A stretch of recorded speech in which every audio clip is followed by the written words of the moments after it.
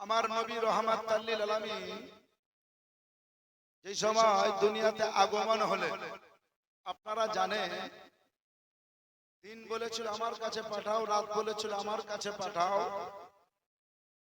দিনে যদি পাঠাও আল্লাহ, তো আমার দিন যে সম্মান আছে তার থেকে নবী এলে লক্ষ গুণে সম্মান বেড়ে যাবে। রাত বলেছিল আল্লাহ যদি আমার কাছে পাঠাও রাত, আমি আমার যা সম্মান আছে কোটি গুণে সম্মান বেড়ে যাবে। কিন্তু মহান রব্বুল আলামিন হক ফয়সালা করনে ওয়ালা বললেন দিন তোমারও সম্মান থাকবে, রাত তোমারও সম্মান থাকবে। রাত ও দিনের মিডিলে আমার রাহমাতুল লিল আলামিনকে যেই সময় পাঠালেন শুভ সাদিক, বাংলায় যাকে ভোর বলা হয়। এদিকে ইয়াসরাবে ইহুদি আসমান থেকে তারকা আগমন হওয়া দেখে পাহাড়ের উপরে উঠে বলেছিল ইয়া মাশারাল ইয়াহুদ, ইহুদিদের সর্দার। ওর আওয়াজ শুনে সমস্ত লোক দৌড়ে এসেছিল, হুজুর কি হয়েছে? আপনাদের এখানে যদি আপনাদের উকিয়া মসজিদের মাওলানা কাবিরুল সাহেব যদি ভোরবেলায় জোরে জোরে চিৎকার করে তো আপনারা হাজির হবেন।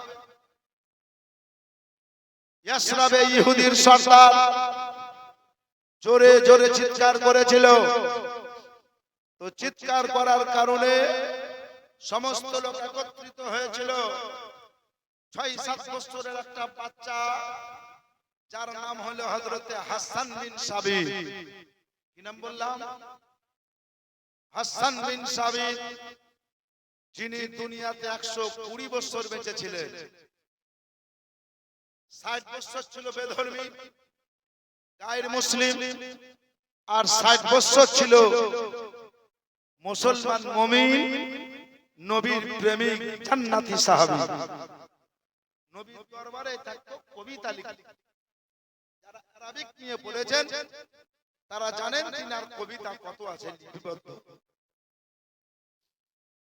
এই হযরতে হাসান বিন সাবিত বর্ণনা করছে যে বাচ্চা ছেলে আমিও গেলাম, তো ইহুদি সর্দার বলল আসমান থেকে একটা তারকা আগমন হওয়া দেখলাম, একটা নূর এলো, একটা রোশনি এলো, একটা জ্যোতিময় জিনিস নামলো। তো বলে তাই হুজুর কি হলো? বলে আমি এখন মক্কা মুকাররমা যাব, বহু দূরের পথ অতিক্রম করব, আমার সঙ্গে তোমাদের কেউ যেতে হবে, যাবা কি? বললে হুজুর আপনি যদি বলেন যাব না কেন?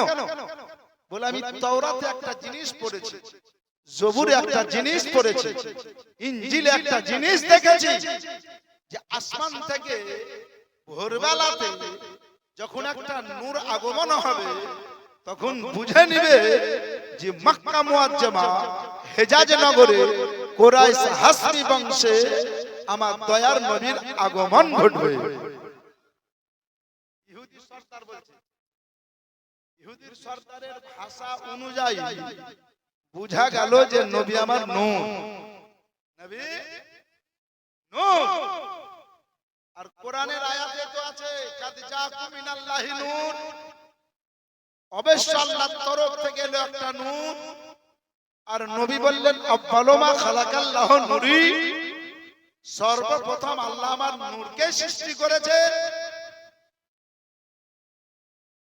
এবার ইহুদিদের সরদার বলল এই নূরকে আল্লাহ আগে বহু আগে বানিয়েছে, কিন্তু এই ৫৭০ কিংবা ৭১ খ্রিস্টাব্দে মক্কা মুকাররমাতে আগমন হবে এই নূরটি, তখনই বুঝে নিতে হবে সমস্ত ধর্মকে উনি বাতিল বলবে আর একটাই ধর্মকে হক বলে প্রচার করবে। সেই ধর্মটার নাম দিবে ইন্নাদ-দীনা ইনদাল্লাহিল ইসলাম। তো চলো তাওরাত জবুর অনুযায়ী যা পড়েছি আজকে দেখে আসি। সবাই দল দল নিয়ে চলতে লাগলো, ছোট্ট বাচ্চা সেও চলতে লাগলো।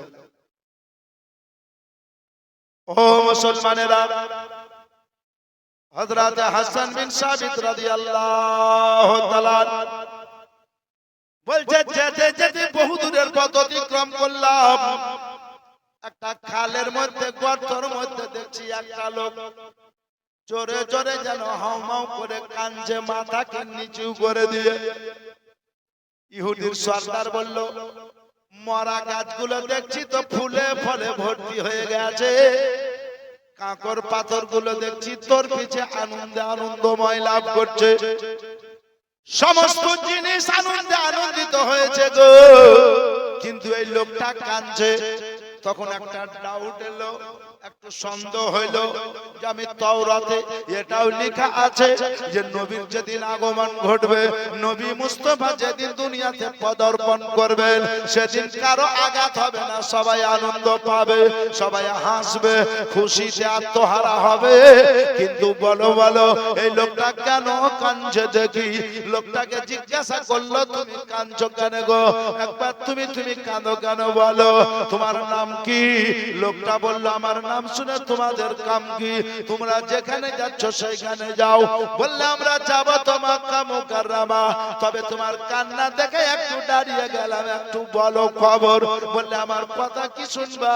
বলে আমি কেন কাঁদছি? বলে তোমার নামটা বলো।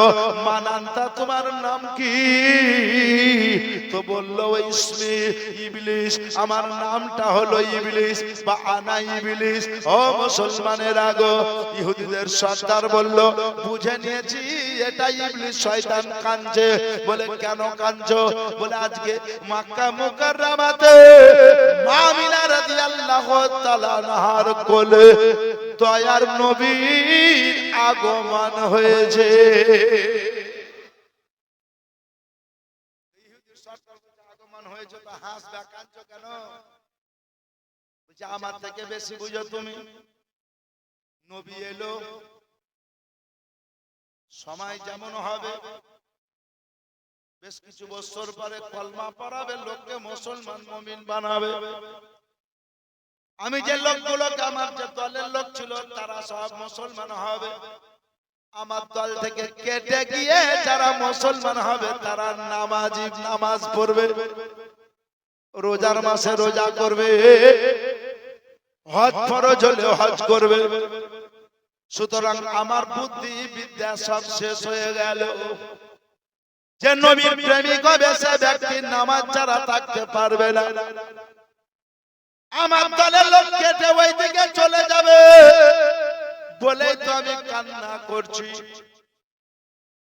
কারণ বুঝতে হয়তো পারলেন কিনা, আপনার বাড়ির সামনে একটা দোকান খুব চলে, এই রূপরামপুর পূর্ব পাড়ার পুরো লোক এসে দোকানে মাল ক্রয় করে। যখন একটা দোকানের পরে আরো অধিক দোকান হবে, তখন বলেন এই দোকানদারের মন খারাপ হবে না? হবে না? এবার হবে 15,000, যদি আরো করে বলবে 10,000, আরো যদি দোকান করে তো হবে 5,000। এখন দেখেন প্রতি গ্রামে গ্রামে 4 দোকান। আমি আপনাদেরকে বুঝাতে চাই, এই জন্য বাজার আজার ঘুরবেন তো বাজারের লোকগুলো বলছে হুজুর মন খারাপ, ব্যবসা ভালো চলে না। তোমার কাছে যে মালটা মুরারই নিতে আসবে, ওই মালটা রূপরামপুরের মোড়ে পাওয়া যায়। রূপরামপুরের মোড়ে যে মালটা পাওয়া যায় ওইটা নন্দীগ্রামের বাজারেও পাওয়া যায়।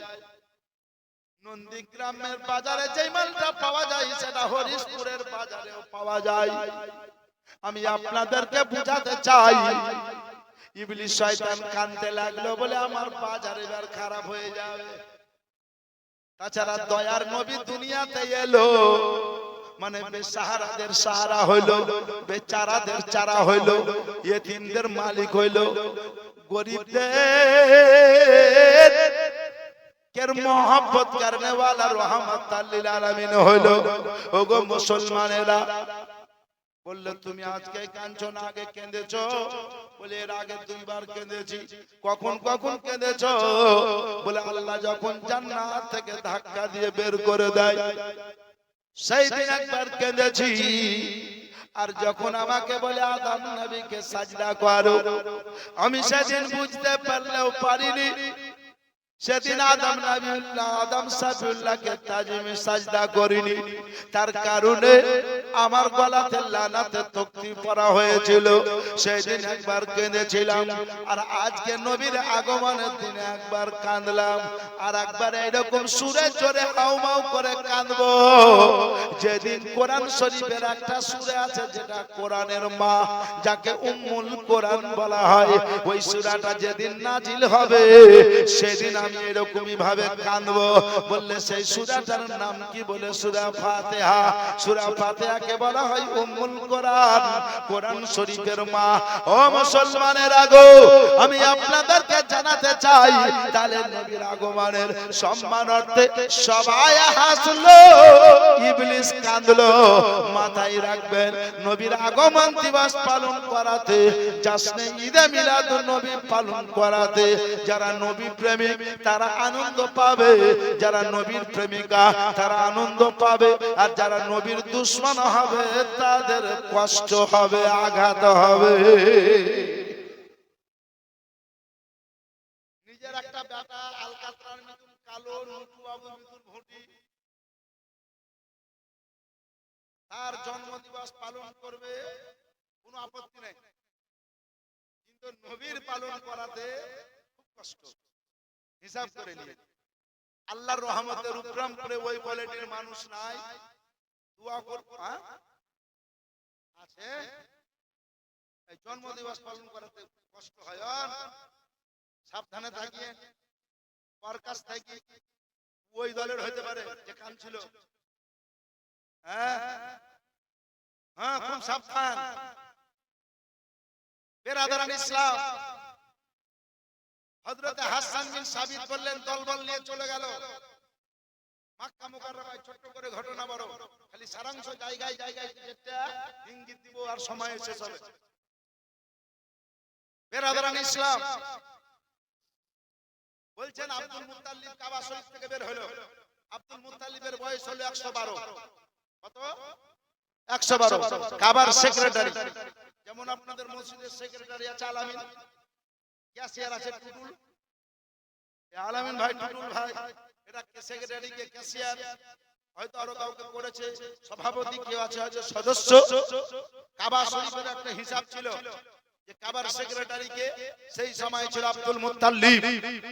কাবার সাজ্জাদা নাসির লাঠি নিয়ে টুকটুক করে এক পাক করে বের হলো, দেখছে একটা দল চলে আসছে। উনি দেখছেন পাহাড় হিলছে দুলছে, গাছপালা হিলছে দুলছে, মরা গাছ জিন্দা হয়ে ফুলে ফলে ভর্তি হয়ে গেছে। নবীর আগমনের সম্মানার্থে সবথেকে আশ্চর্য বড় মজা কি জানেন?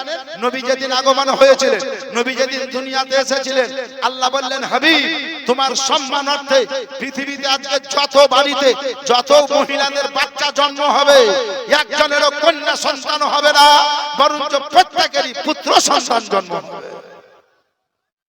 পৃথিবীতে যত মহিলার বাচ্চা হয়েছিল ওই 570 বা 71 খ্রিস্টাব্দে 12 রবিউল আউয়াল 20 বা 22 এপ্রিল, সেই দিন সমস্ত মহিলার বাচ্চা পুত্র সন্তান হয়েছিল, কারো কন্যা সন্তান হয়নি।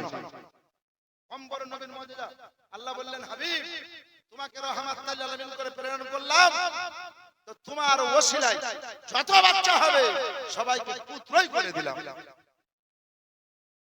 বাচ্চা যদি 1 লাখ জন্ম হয় একদিনে, তো কারো বেটা কারো বেটি, কি বলছেন? কার চোখ নাই, কার হাত নাই, কি হ্যান্ডিক্যাপ হয় না, কেউ হিজড়া। কিন্তু দয়ার নবী রাহমাতুল লিল আলামিন যেদিন আগমন হয়, না হিজড়া হয়েছে, না হ্যান্ডিক্যাপ হয়েছে, না কানা হয়েছে, না লুলা হয়েছে, না খোরা হয়েছে, বরঞ্চ নবীর সম্মানার্থে বাচ্চা সুন্দর পয়দা হয়েছে। আর কিলিবেন মুজিজা, তাহলে নবীর সম্মানের অর্থে তোমার বেটাটা ভালো হলো, আজ ওই বেটাটার বেটার বেটার বেটা বেটার বেটা হয়ে তুমি এলে, ওই নবীর সম্মান মানে তো ক্ষতি কি?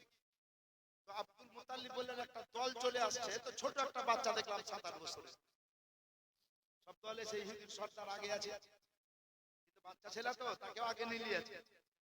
হযরত হাসান বিন সাবিত বলছেন আমি বাচ্চা কালে যা শুনতাম কম্পিউটারের মতো আমার মাথায় লোড হয়ে যেত। আব্দুল মুত্তালিবকে বললে হুজুর আপনি কাবার মুতাল্লি? বললে হ্যাঁ। একটা কথা জিজ্ঞাসা করব,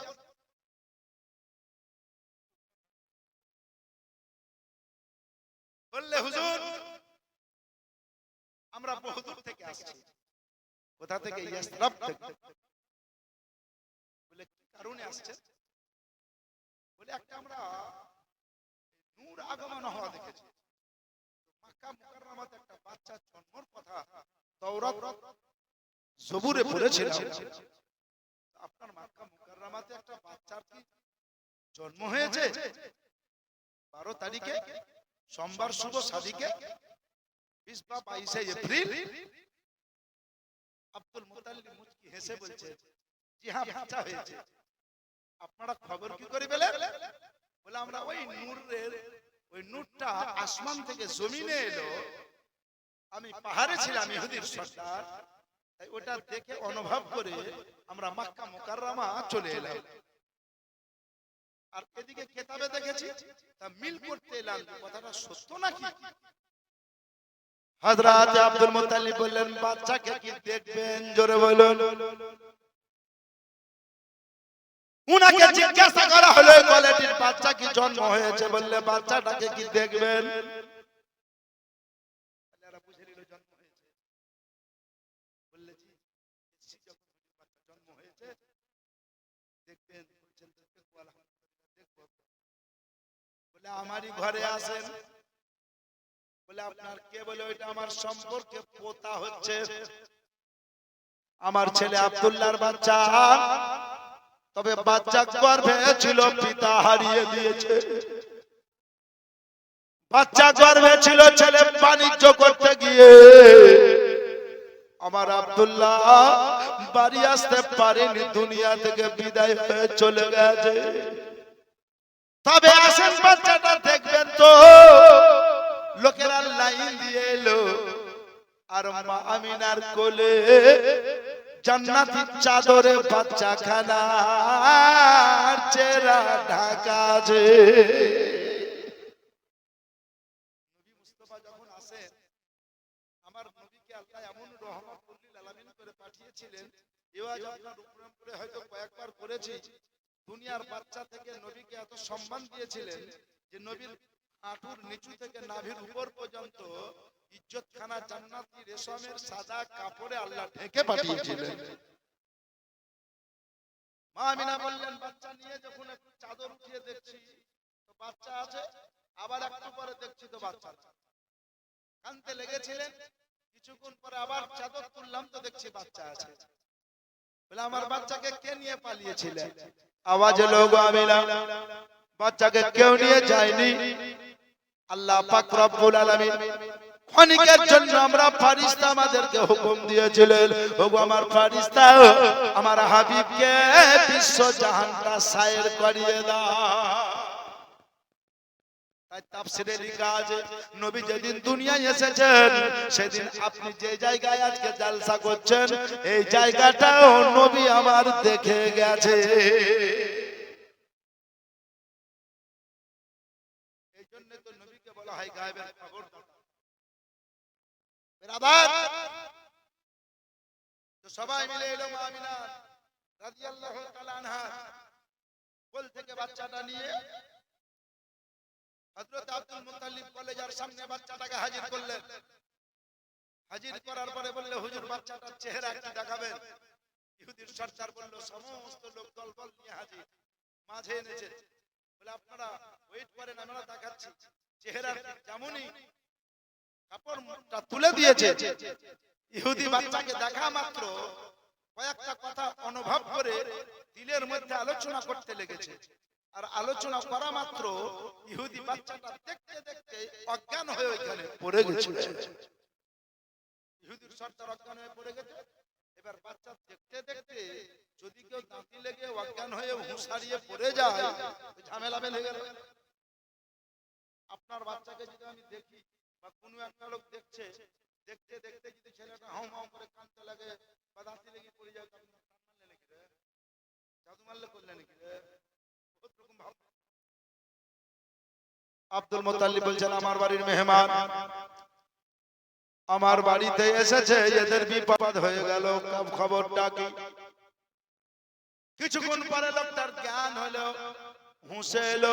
হুঁশে আসার পরে লোকটা হাত তুলে হাত জোর করে আব্দুল মুত্তালিবকে বলছে, হুজুর আপনি আমাকে মাফ করে দেন, ক্ষমা করে দেন। কেন? অন্যায় কি করেছেন? বলে অন্যায়টা পরে বলছে, আগে মাফ করে। বলে মাফ করব, তবে অন্যায়টা কি করেছেন বলেন? বলে এমন কিছু নয়, তবে আপনাকে বলবো একবার বলেন ক্ষমা করলেন কিনা? বলে হ্যাঁ আমি আপনাকে ক্ষমা করে দিলাম। বলে হুজুর গো, আমি অন্য কিছু আলোচনা করিনি, শুধু আমার দিলে একটা কথা বিরাজ করছিল, এই বাচ্চা তুমি বড় হয়ে সমস্ত ধর্মকে বাতিল বলে ঘোষণা করবা, আর তোমার ইন্নাদ্দিনা ইনদাল্লাহিল ইসলাম একটা দিনের নাম দিবা, এই দিন ইসলামের এটা নাম দিবা, আর দিন ইসলামের কলমা প্রচার করবা। তবে তোমাকে যদি জঙ্গলে কোনোদিন পাই, গলা টিপে মেরে দিব। তোমাকে যদি একাই পাই, তো তোমাকে শেষ করে দিব। তোমার আব্বাকে একবার পাওয়া গেছিল, সবাই ইহুদিরা ঘিরে নিয়েছিল মারবো বলে, মারতে পারেনি। মারবো বলে সবাই ঘিরে নিয়েছিল। সেদিন গায়েবীতে জান্নাতি সওয়ারি এসে আব্দুল্লাহকে তুলে নিয়ে তোমার বাবার কাছে পৌঁছিয়ে দিয়েছিল। সেদিন আল্লাহ পাক হযরত আব্দুল্লাহকে ইহুদিদের মাঝ থেকে তুলে এনে আব্দুল মুত্তালিবের বাড়িতে পৌঁছিয়ে দিয়েছিলেন। ইহুদির সরদারটা বলল, যদি তোমাকে একাই জঙ্গল মহলে বা কোনো দিকে পাই, তো গলা টিপে মেরে দিব। যেমন এই কথাটা বলেছি, তেমন কে যেন এসে আমার ভিতরে জোরে জোরে মেরে আমাকে অজ্ঞান করে দিল। শুধু মারবো বলেছি, কুধারণা করেছি, তাতে আমি অজ্ঞান হয়ে গেলাম, বেহুশ হয়ে গেলাম, বড় বিপদ হয়ে গেল। হুজুর আমি জানতে পারলাম এই বাচ্চাকে কেউ মারতে পারবে না, এই বাচ্চাকে কেউ নষ্ট করতে পারবে না। এই বাচ্চাকে মারবো বললে সে নিজে মারা যাবে, এই বাচ্চাকে বেকার করব বললে সে নিজে বেকার হয়ে যাবে। হুজুর গো, তাই আমরা আপনার কাছ থেকে ক্ষমা আছে বাড়ি চলে যাব। আপনি আপনার নসিব ভালো, আপনার বাড়িতে বাচ্চা আগমন হয়েছে। বললে শুনো, আমার বাচ্চা দুনিয়াতে এসেছে তো নাঙ্গা অবস্থায় নয়, কাপড় পরিধান করে। এবং আরো একটা সুসংবাদ শুনে নাও, আমার বাচ্চার মুসলমানি আল্লাহ পাক নিজেই দিয়ে পাঠিয়েছিলেন। বেরাদার, তখনই তো কবি বলতে লেগেছিল। আর মা আমিনা একটা কথা বলেছিলেন, কি জানেন? মা আমিনার কথাটা বড় মহব্বতের ছিল। মা আমিনার কাছে বড় মহব্বতের কথা। ইহুদির সর্দারকে আব্দুল মুত্তালিব বললেন, শুনেন, আমি কাবা শরীফে ছিলাম, 360টা মূর্তি উবুর হয়ে পড়ে গেল, আর জোরে জোরে তারা নবীর মহব্বতে যেন দরুদ ও সালাম পড়তে লাগলো। জোরে বলো। আর আমার 360টা মূর্তি হিলা দলা দেখলাম, মরা গাছ জিন্দা হওয়া দেখলাম। সেই সময় আমি কাবা শরীফ থেকে বেরিয়ে গেলাম, আমি জলদি বাড়ির দিকে আসতে লাগলাম। আমার আমিনার ঘরে আওয়াজ দিলাম। আমিনা বললেন, মান দাক্কাল বাব, দরজার বাইরে কে? আমি বলেছিলাম আব্দুল মুত্তালিব, আনা আব্দুল মুত্তালিব, আমি আব্দুল মুত্তালিব। তো আব্দুল মুত্তালিব বলেছিলেন, মা আমিনা, মনে হচ্ছে ঘরে অনেক লোক আছে নাকি? হযরত আমিনা সেদিন বলেছিলেন, জি না, কেউ নাই, তবে একটা সুসংবাদ, আপনার একটা পোতা বা নাতির জন্ম হয়েছে, আগমন হয়েছে। বলেন, যদি পোতা জন্ম হয় তো দাদুর দেখার শখ বাড়ে না? বাড়ে না?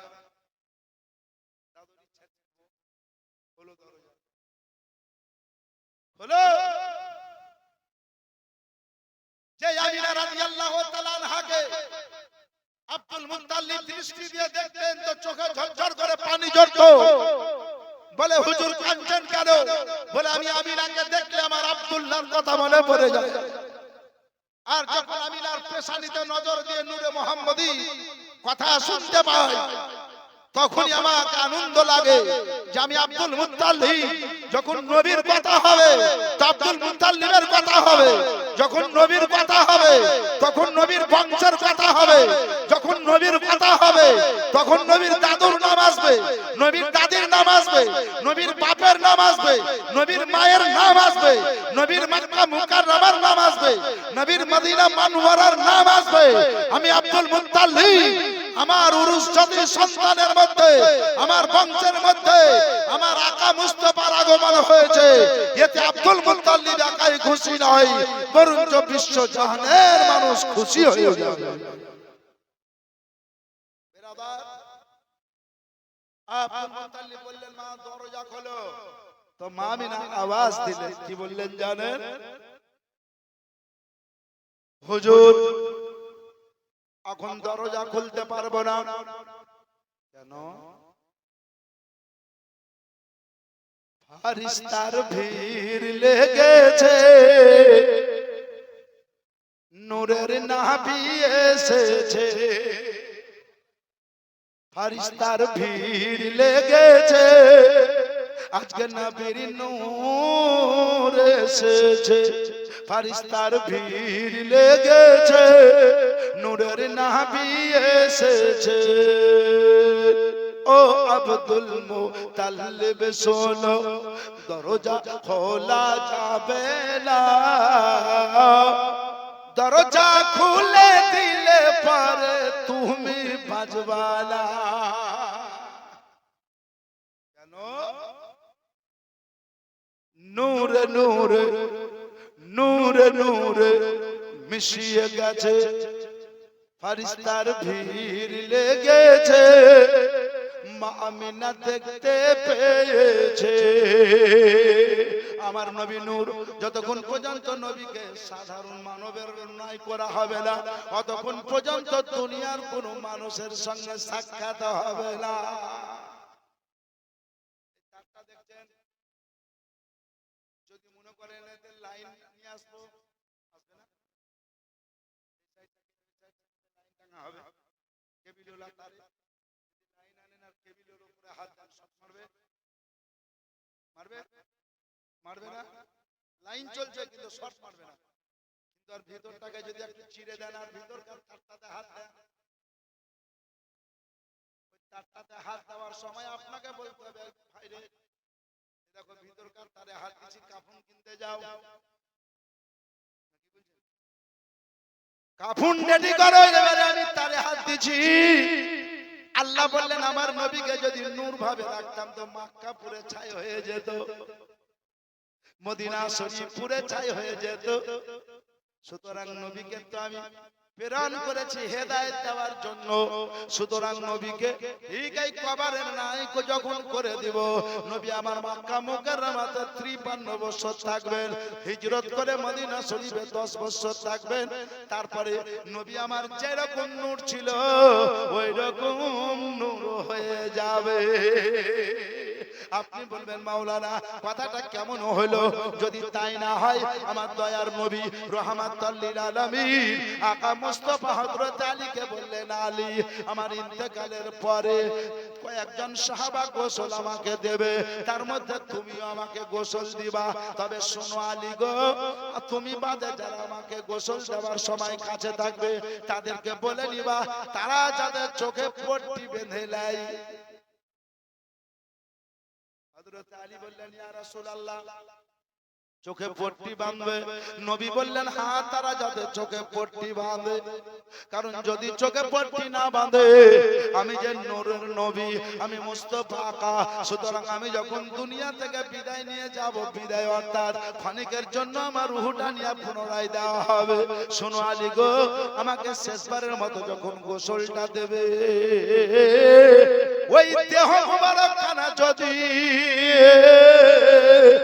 খালি চোখে দর্শন করে নাও তো তোমাদের চোখ দুটো পুরে ছাই হয়ে যাবে। কেমন নূর দেখেন। 63 বছর পরে সাহাবায়ে কেরামের কাছ থেকে পর্দা নিচে স্থান পরিবর্তন করছেন। হযরত আলী দাঁড়িয়ে আছে, নবী বলছেন, আলী তোমাকে চোখের পট্টি বাঁধতে হবে না, তুমি বাদে যারা থাকবে তাদেরকে পট্টি বাঁধতে বলবে। বলে, হুজুর তাহলে বলতে যাচ্ছে যে আমার কি পড়বে না? আপনি যে নূরের নবী, নূরের বডি আপনার দেখবো তো আমার চোখ পড়বে না? আমার দয়ার নবী তিনার অন্তরের কথা জেনে নিয়ে বললেন, আলী তুমি কিছু আরজি করবে না কি? বললে, জি হুজুর। বলে, আলী ভয় করিও না, আমি কেমন নবী জানো? ইন্নী আরা মালা তারাউনা ওয়া আসমাউ মালা তাসমাউন, আমি যা দেখি তা তোমরা কেউ দেখো না, এবং আমি যা শুনি তা তোমরা কেউ শোনো না। আমি তোমার উপরকার ভাষা যেমন শুনছি, তোমার দিলের ভাষা ওইরকম শুনছি। তোমার উপরকার আওয়াজ যেমন দেখছি, ভিতরের কথা ওইরকম দেখছি। তুমি চিন্তা করছো আমার চোখটা পুরবে না, তবে শোনো আলী গো, তোমার চোখ পুরবে না। বললে, কেন হুজুর? বলে, খাইবারের যুদ্ধর সমাতে আমি নবী বলেছিলাম, খাইবারের জঙ্গে খাইবার, অর্থাৎ খাইবারের যুদ্ধে যাওয়ার আগে আমি যার হাতে পতাকা উত্তোলন করে দিব তার হাত দ্বারা যুদ্ধ জয়লাভ হবে। সেদিন সর্বপ্রথম তুমি ধরে এসেছিলে, সর্বপ্রথম সেদিন আমি তোমার হাতে পতাকা উত্তোলন করে দিয়েছিলাম। সেদিন কিন্তু তোমার চোখ দুটো মিট মিট মিট মিট করছিল। আমি বলেছিলাম, আলী তোমার চোখে কোনো অসুখ হয়েছে নাকি? তুমি বলেছিলে, ইয়া রাসূলুল্লাহ, ইয়া হাবিবাল্লাহ, নবী গো, আমার চোখে একটু জয় বাংলা হয়েছে, চোখ ঝুঁকাচ্ছে, এই জন্য চোখ দুটোর বারে বারে পাতা মারছিলেন। নবী বললেন, চোখ খোলো। সেদিন তোমার চোখে কি আমি নবী একটা ওষুধ লাগিয়ে দিয়েছিলাম? বললে, জি হুজুর লাগিয়ে দিয়েছিলেন। আমার ওষুধটা কি ছিল? বলে, আপনার পবিত্র লাভে ধ্যান ছিল। জোরে বলো, পবিত্র লাভে ধ্যান মানে আপনার থুথু মুবারক লাগিয়ে দিয়েছিলেন আমার চোখে। নবী বলেছিলেন, আলী দুনিয়াতে যতদিন বাঁচবে জীবনে কোনোদিন চোখে অসুখ হবে না। নবী থুথু মুবারক চোখে লাগালে দুনিয়ার টপার ফেল, দুনিয়ার ট্রিটমেন্ট যেখানে শেষ, নবীর ট্রিটমেন্ট সেইখানে শুরু। দুনিয়ার বৈজ্ঞানিকের বুদ্ধি যেখানে শেষ, নবীর বুদ্ধি সেইখানে শুরু। এই নবী মুস্তাফা বললেন, আমার থুথু মোবারক তোমার চোখে লাগা আছে, এই জন্য আমার নূরের বডি দেখলেও তোমার চোখ দুটো পুরবে না। আর দুই নাম্বার কারণ, তোমার যখন কাবা শরীফের চাতালে জন্ম হয়, আমি নবী তোমাকে দেখতে গিয়ে তোমার জিন্দেগীর প্রথম গোসলটা আমি তোমাকে দিয়েছিলাম। আর তোমার কানে কানে একটা কথা বলেছিলাম, আলী গো, তোমার জিন্দেগীর প্রথম গোসল আমি নবী তোমাকে দিলাম, আমার জিন্দেগীর শেষ গোসলটা তুমি আমাকে দিও। মুসলমানেরা, আমি আপনাদেরকে জানাতে চাই, আল্লাহর নবী আকা মুস্তাফা সাল্লাল্লাহু আলাইহি ওয়াসাল্লাম গায়বের খবরদাতা। আমি আপনাদেরকে বেশি কিছু না ইশারা করে যাই। হযরত মাওলাই আলী বললেন, ওগো জগতের লোক, আমার নূরের নবী রাহমাতুল লিল আলামিনের গোসল দিতে গিয়ে দেখেছিলাম, নবী যখন ডান সাইডটা গোসল দিছিলাম, তো নবী আমার নিজে নিজেই বাম সাইড হয়ে গেলেন। তাহলে নবী জিন্দা না মুর্দা? এই নবীকে মারার লেগে কত রকম বুদ্ধি ছিল বলে, কিন্তু আল্লাহ যাকে বাঁচান কেউ মারতে পারে, কথা বলছেন না? আর আল্লাহ যাকে মেরে দিবেন কেউ বাঁচাতে পারবে না। আবু জেহেল নবীকে মারার মিটিং, আবু জেহেল নবীকে খালে ফেলার জন্য খাল। আবু জেহেল মক্কা মুকাররমায় এলান করলেন যে মক্কা শরীফে যতটা হাট আছে, যেখানে যেইবার হাট হবে ওই হাটে যাতে এই সাইজের লাঠি, এই সাইজের মোটা মোটা লাঠি কেটে বিক্রি করো, খুব দাম দিয়ে তোমরা সুন্দর সুন্দর লাঠি কিনো। এই লাঠি সবাই ঘরে রাখবা, যতটা ঘরের মেম্বার ততটা লাঠি রাখবা, কারণ যার বাড়িতে মুহাম্মদ ইবনে আব্দুল্লাহ কলমা পড়তে যাবে, মারতে মারতে তাকে বাড়ির দরজা থেকে দূর করে দিবা। মারার লেগে লাঠি বিক্রি হয়েছে গো, চিন্তা করে আছে। একটা মহিলা লাঠি, এত লাঠি কেটেছে যার লাঠির বোঝাটা মাথায় তুলতে পারে না। নবীকে দেখে বললে, এই যুবক, এই লাঠির বোঝাটা তুলে দাও। তো নবী বলছেন, কি করবো আমার লাঠি? তো বললে, কেন জানো না যে মুহাম্মদ ইবনে আব্দুল্লাহ লোককে কলমা পড়েছে, তার জন্য তাকে মারার লেগে লাঠি আবু জেহেল আমাদেরকে বলেছে বিক্রি করো হাটে, আর হাটে লাঠি খুব বিক্রি হয়েছে। কিন্তু বুড়ি চিনে না যে এটা মুহাম্মদ। নবী বলছেন মা তাহলে লাঠি যা কেটেছে নিয়ে যেতে পারবা? বলে একটু ছেড়ে দাও, কষ্ট মষ্ট করে নিয়ে যাবো। মানে বেশি টাকা ইনকাম করার লেগে বেশি কেটে নিয়েছে, কিন্তু বোঝা তুলতে পারছেন না।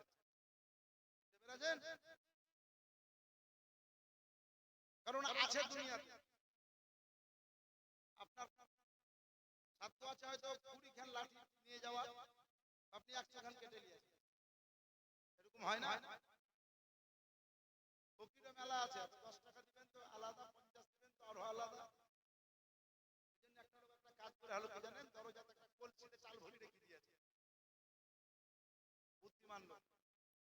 কলসিতে দরজায় ঢুকতে ডান দিকে কলসিতে চাল ভরে রেখে দেয়, যত ফকির যায় বলে দাও কলসিতে আছে তুলে নাও, তবে এক মুঠ করে নিবে, এক মুঠ করে চাল নিবে। চাননি দূরে বসে আছে, কতবার আসবে? কলসির ভিতরে যখন হাত ভরে তখন এতটা কাঁপা মেরিলে, যখন চাল বের হয়েছে, এটা সিস্টেম আমাদের,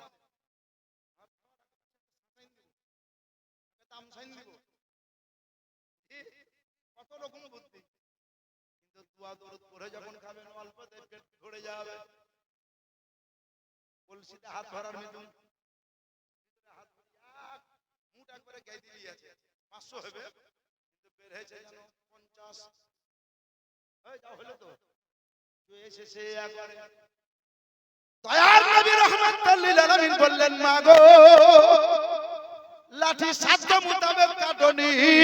বলে চিন্তা করলাম লাঠি খুবই বিক্রি হয়েছে, কতবার যাতায়াত করবে, একটু বেশি কেটে নিয়েছে। নবী বলছে মা জননী, তোমাকে লাঠি নিয়ে যেতে হবে না, লাঠির বোঝাটা আমি মাথায় নিয়ে হাটে পৌঁছিয়ে দিচ্ছি। জোরে বলবেন না? কে বলা হয় দয়ার নবী, কত দয়াময় নবী। আপনি যাবেন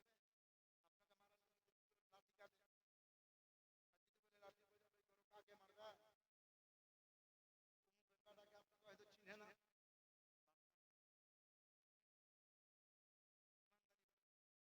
আপনি তো আমি কেউ দিব না, লাঠির ভিতরে পড়বো। দয়ার নবী বললেন বোঝাটা আমি নিয়ে যাচ্ছি, চ। লাঠির বোঝাটা হাত সংলগ্নে নামিয়ে দিয়েছে। মহিলাটা বললে বাবা টাকা না বলে দরকার নাই, মজুরি বলে কিছুই নয়, বলে মিষ্টি খাবা কিছুই না, বলে না। শেষ বেলানে বললো বাবা যখন কিছুই নিলে না, এত সুন্দর তোমার আখলাক ব্যবহার চরিত্র, তোমার নামটা বলে যা, আল্লাহর কাছে, ঈশ্বরের কাছে, গডের কাছে, মাবুদের কাছে একটু দোয়া করব, আল্লাহ যাতে তোমার মান সম্মান বাড়িয়ে দেয়। আমার নাম নিবি, যাকে মারার লেগে লাঠি কেটেছিস সেই হইলাম আমি।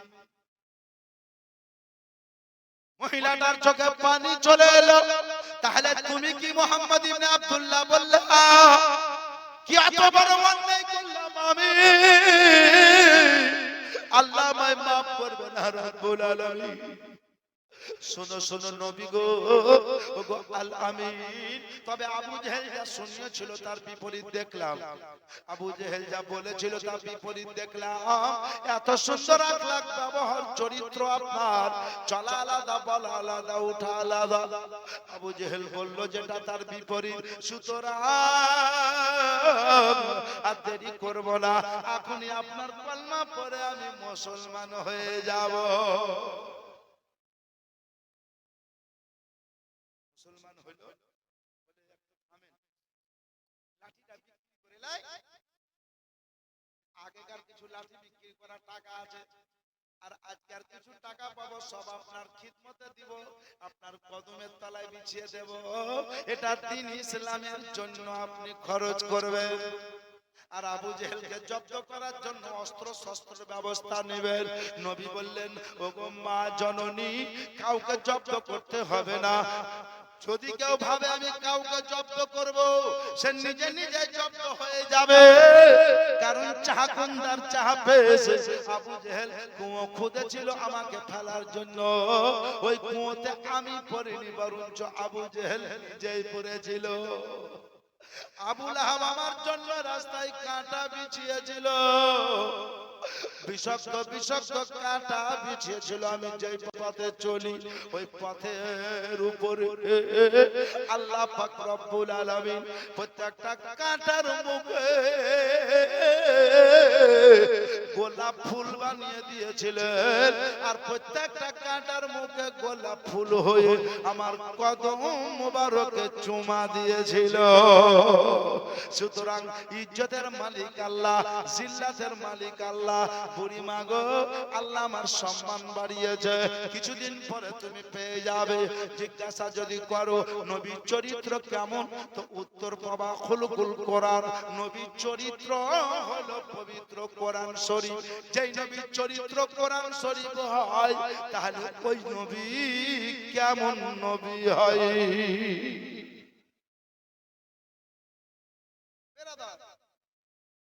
তাহলে নবীকে মারার জন্য কত রকম বুদ্ধি বিদ্যা করে চললো, মারতে পারলো না। আল্লাহর নবী আকা মুস্তাফা সাল্লাল্লাহু আলাইহি ওয়াসাল্লামকে মারার লাগি আবু জেহেল বিরাট ইজতেমা করেছিল। যখন পারা গেল না, তো ওকে কণ্ঠসা কি করে করা যায়, বেকার কি করে যায়। মক্কা থেকে দিন ইসলাম অন্যান্য রাষ্ট্রে ফাইলে যাচ্ছে, অন্যান্য রাষ্ট্রে চলে যাচ্ছে।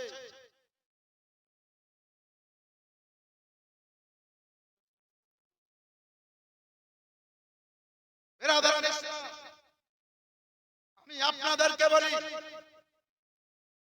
আবু জেহেলের বড় মিটিং এ প্রধান বক্তা আবু জেহেল, সামনে একটা লোক পায়জামা পাঞ্জাবি টুপি লাঠি নিয়ে বলল, আবু জেহেল এটা কিসের মিটিং?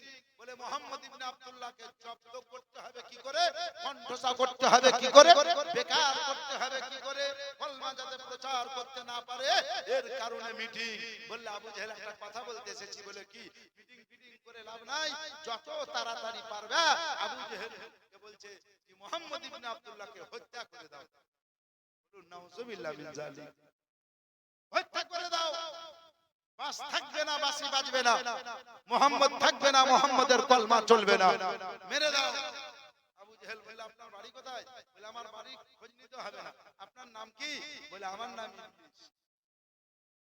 মানে যে যেমন তার কুটুম তেমন, আবু জেহেল যেমন আর বুদ্ধি দাদা লোক তেমন।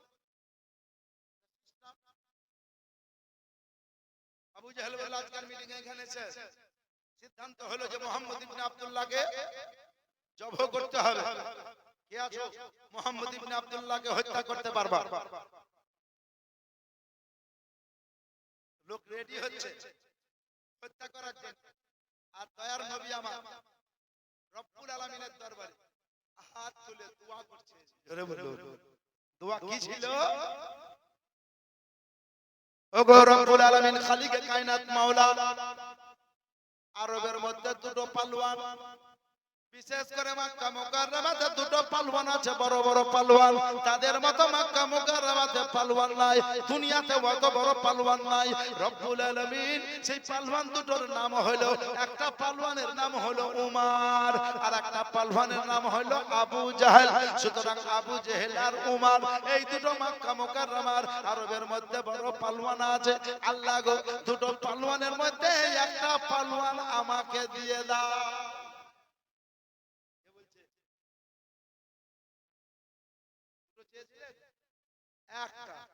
আল্লাহ দুটো পালওয়ানের মধ্যে একটা পালওয়ান আমাকে দিয়ে দাও।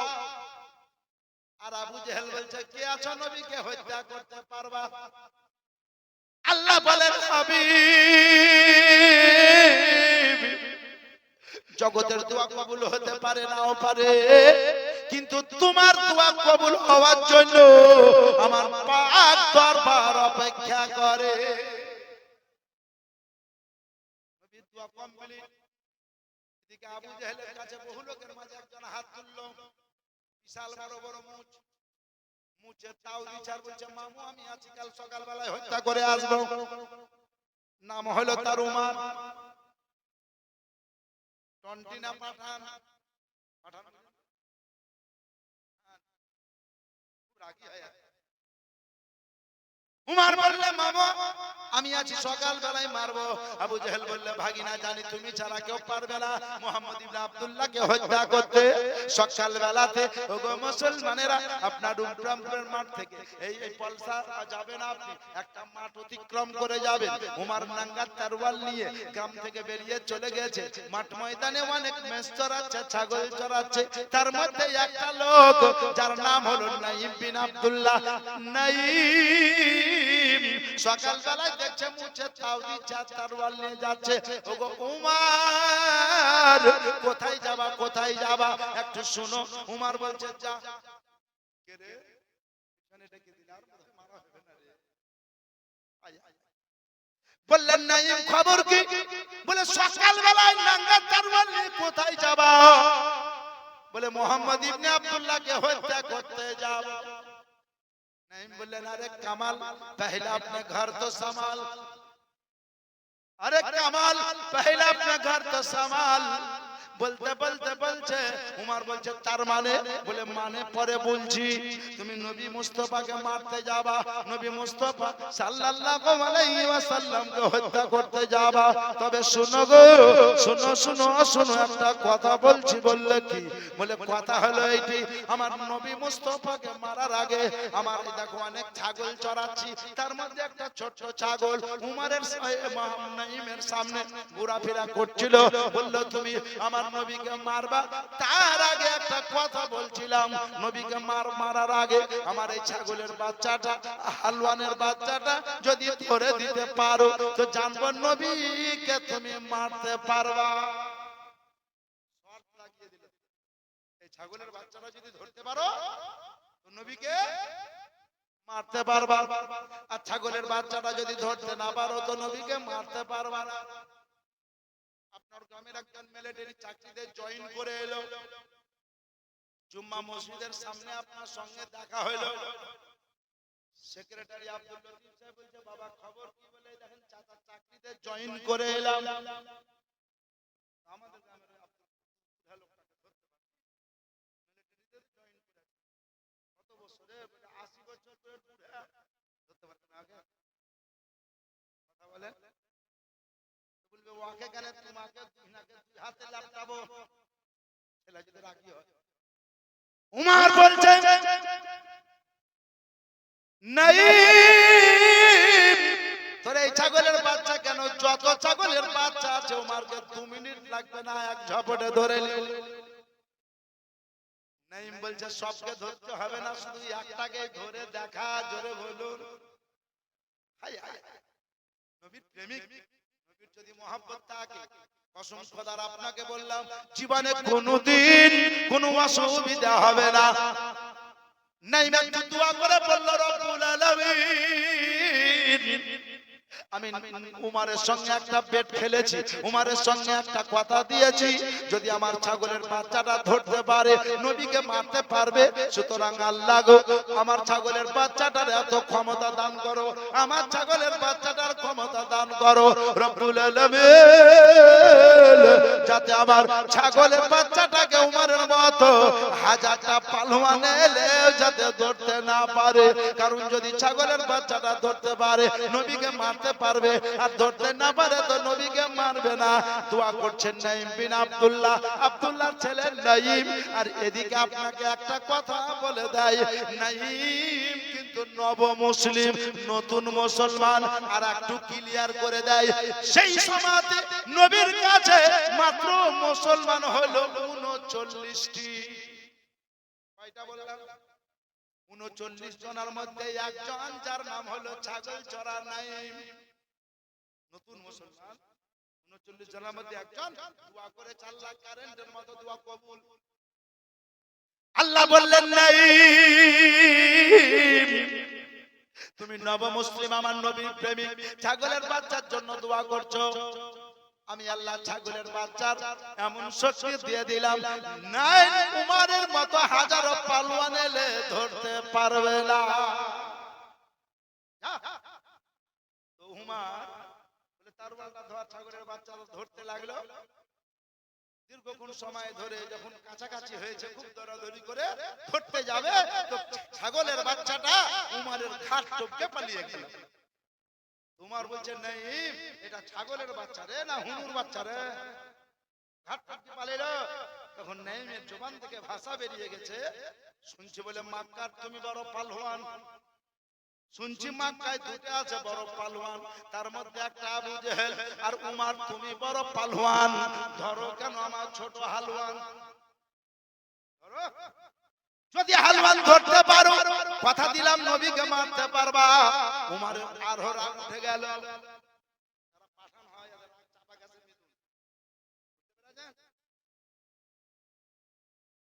বলে দেখি তোর ছাগল, আর জোরপূর্বক ধরতে লাগলো।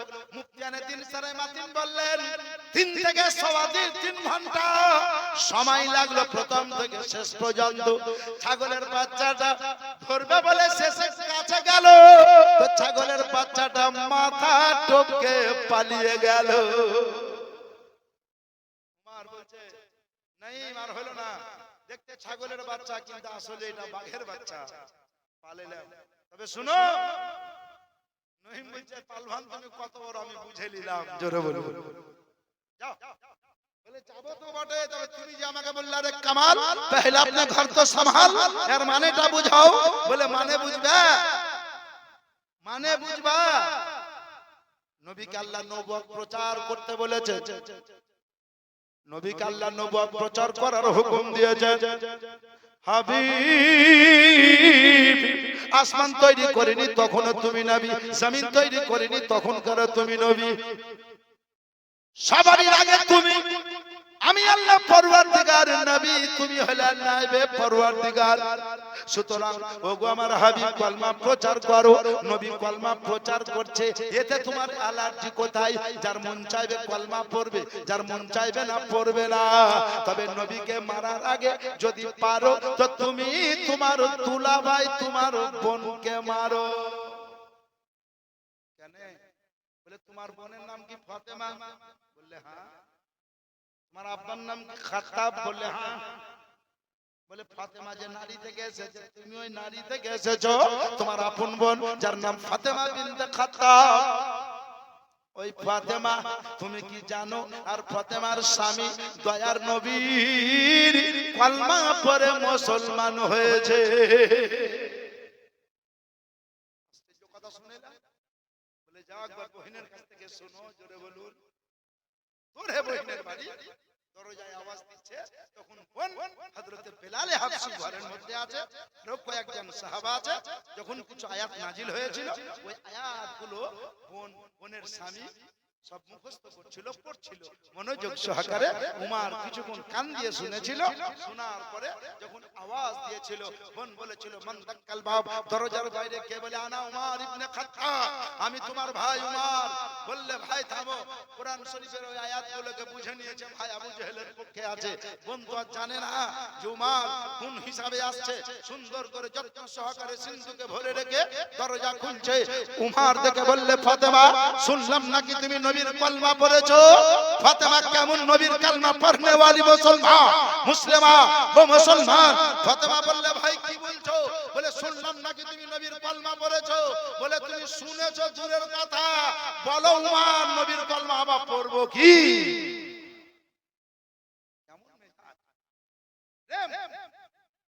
তো বলছে ভাই লাগে না আমি উমার কত রাগী। বলে ভাই যান, ভাই সেদিন লাগতো যেদিন নবীর কলমা পড়িনি। নবীর কলমা পড়ার পর থেকে পৃথিবীর কাউকে ভয় লাগে না। দুটো শুধু ভয় ভিতরে বিরাজ করে, একটা হলো আল্লাহ, 2 নাম্বার হলো রাসূল আল্লাহ। জোরে বলে ভয় যদি করতে হয় আল্লাহ আল্লাহ রাসূলকে করে, কিন্তু আজকাল আপনি আমি মানুষকে ভয় করে বসে আছি। কথা বলেন ঠিক কিনা? হ্যালো, কোথায় আছেন? বাড়িতে ভুলে গেছেন আপনি। আর ভুলিয়ে নাই, দেখেন হাসপাতালে একটা বন্ধু অসুস্থ ছিল, দেখতে আসছেন। খামো খামো খামো। বাপ বেটাকে মিথ্যা বলছে, বেটা বাপকে বলছে। যত বড় বলো 2 ঘরের নোট হচ্ছে, আর ইস্তার তো দুটো আছে, 2 ঘরের নোট হচ্ছে। কম্পিউটার খুলবে সেই দিন যেদিন সবা হাত 3.5 হাত কবরে যাবা। উমার বলল বন্ডে ভয় লাগে না? বলে না, একটুও ভয় লাগে না। উমার স্বামীকে ডেকে তরবারের উল্টো দিকে মারতে লাগলো। বলে তুমি কেন মারছো? বলে আমি জানি স্বামীকে যদি মারি তুমি স্বামীর মহব্বতে কলমা ছেড়ে দিতে পারো। বোন বলল ভাই গো, স্বামীকে মারবে তো মেরে দিতে পারো, তোমার মায়ের যদি স্বামী মরে যায় তো শহীদের দরজা পাবে। তোমার সঙ্গে যে মোকাবিলা হচ্ছে, কথাবার্তা হচ্ছে, যদি এই কথাবার্তা বলতে বলতে আমরা জিতে যাই তো গাজীর দরজা পাবো, আর যদি মারা যায় তো শহীদের দরজা পাবো। সুতরাং জেনে রাখো, মনে রাখো, কথাটা মাথায় রেখে নিও। ও মুসলমানের আগো বলে দিলে নবীর কলমা যখন পড়ে নিয়েছি, দিলার ভয় নাই, ডর নাই, কোনো কিছু নাই। সঙ্গে সঙ্গে উমার কলমা পড়ে মুসলমান হলো। বহু কিছু ঘটনা আপনাকে রেখে দিয়ে বলি। উমার বলল বোন কলমা পড়লাম, তবে নবী মুস্তাফার কাছে নিয়ে চলো। একদিকে উমার, আপনার অপর দিকে উমারের বোনের স্বামী, মাঝখানে আসামি উমার। আমার দয়ার নবীর কাছে গেলেন, আর নবীর কাছে গিয়ে হযরত আবু বকর বললেন ইয়া রাসূলুল্লাহ, এই দেখেন উমার আসছে। নবী বললেন তোমরা চুপ থাকো, আমি রাহমাতুল লিল আলামিন। বাচ্চাদের মধ্যে ইসলাম ধর্ম গ্রহণ করেছিলেন মাওলাই আলী, আর উমারে ফারুক যেদিন ইসলাম ধর্ম গ্রহণ করছেন তার একদিন আগে নবীর আপন চাচা হযরত আমিরে হামজা ইসলাম ধর্ম গ্রহণ করলেন। তিনিও বলছেন নবী গো সহ্য হবে না, উমারের গলায় তরোয়াল। নবী বললেন চাচা ওগো আমিরে হামজা, আমি যে রাহমাতুল লিল আলামিন, সুকুত ইখতিয়ার করো। সবাই সবুর করলো। উমারে ফারুক নবীর কদমে পড়ে কাঁদতে লাগলো, বলল ইয়া রাসূলুল্লাহ, ইয়া হাবিবাল্লাহ, ফাদাকা মিয়া উম্মি, নবী গো আপনার কদম মোবারকের তলায় আমার বাবা কুরবান হয়ে যাক। ইয়া রাসূলুল্লাহ, ইয়া হাবিবাল্লাহ, আমি আপনার কলমা পড়েছি, আবার পড়ব, কিন্তু নবী গো আপনি যে এত সুন্দর ব্যবহার, এত সুন্দর আখলাক চরিত্র, আবু জেহেলের পালটে পড়ে আপনাকে অন্যায় কথা বলেছি, গালি গোলাজ করেছি, হুজুর জীবনে কি মাপ হবে না? বছর গানে কাঁদতে লাগলো। নবী বললেন উমার কাঁদিও না, শেষ কথা শুনে লাও, আমাকে অন্যায় কথা বলেছো। বলে জি হুজুর, আবু জেহেলের মিটিং থেকে আপনাকে মারতে এসেছি, কিন্তু আপনার আদর্শ আখলাক ব্যবহারের দেখে আমার দিল গলে গেছে। আপনার উপরে যে কোরআনের আয়াত নাজিল হয়েছে সেটা শুনে আমার মনটা আনন্দ পেয়েছে, আমার দিলটা নরম হয়ে গেছে। ইয়া রাসূলুল্লাহ, নবী গো কোরআন শরীফের বাণী শুনে যদি দিল গলে যায় তো আপনার কথা শুনলে জান্নাত পাওয়া যায়। নবী তো নবী বললেন উমার কলমা পড়ার আগে যা কিছুই বলেছো, গাল দিয়েছো, অন্যায় কথাবার্তা বলেছো, যখনই কলমা পড়ে নিয়েছো তার পূর্বের সমস্ত পাপকে আল্লাহ তোমার মাফ করে দিয়েছে। শুধরে যান মুসলমান, চুগলি কিবাদ থেকে বেঁচে যান। আমি আর নয়, সময় হয়ে গেছে, তবে আপনাকে বলছিলাম